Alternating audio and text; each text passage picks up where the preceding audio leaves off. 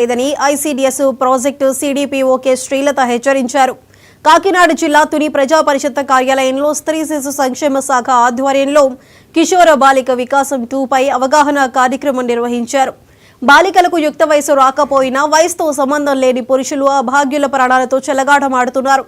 బాలికలంతా అబ్బాయిల పట్ల జాగ్రత్తగా ఉండాలని సిపిడిఓ శ్రీలత హెచ్చరించారు.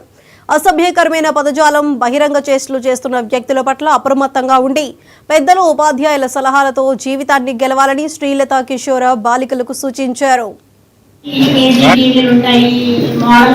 చాలా ఉంటాయండి. అదేవిధంగా మనకి స్కూల్స్ లో కూడాను ఎక్కువ ఆడపిల్లల మీద ఎక్కువ అత్యాచారాలు జరుగుతున్నాయి. దాన్ని నిర్మూలించడం గురించి గాను ప్రతి దగ్గర కూడా అవేర్నెస్ క్యాంపు కండక్ట్ చేయడం జరుగుతుందండి. ఇక్కడ టీఓటీ ప్రోగ్రామ్ ఈరోజు ఇక్కడ అరేంజ్ చేశాము.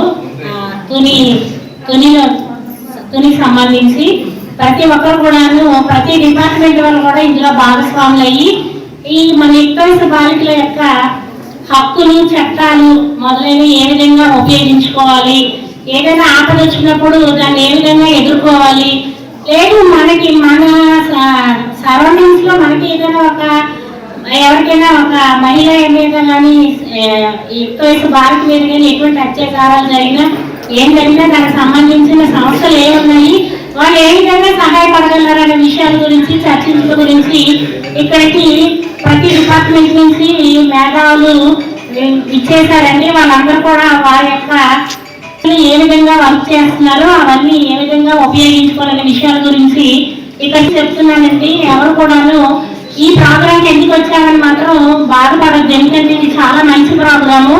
మనకి అఫీషియల్ గా ఎన్నో పనులు చేస్తున్నాము, ఈ ఎన్నో చట్టాలు తెలుసు, అందరికీ తెలుసు. కానీ ప్రతిరోజు కూడాను చట్టాలు మారుతూనే ఉన్నాయి. ఆడవాళ్ళ పట్ల వివక్షత ఎక్కువ అవుతుంది. కాబట్టి దీన్ని నిర్మూలించడం గురించి కాను మనం ప్రతి మండలం పరిధిలోని, విలేజ్ పరిధిలో కూడాను ఈ కార్యక్రమాన్ని ఎక్కువగా విస్తృతంగా మనం ప్రచారం చేసి ఆడవాళ్ళ పట్ల ఎటువంటి అత్యాచారాలు జరిగినాయి ఈ కిషోరి బాలికలకి తర్ఫీదు ఇవ్వాలండి.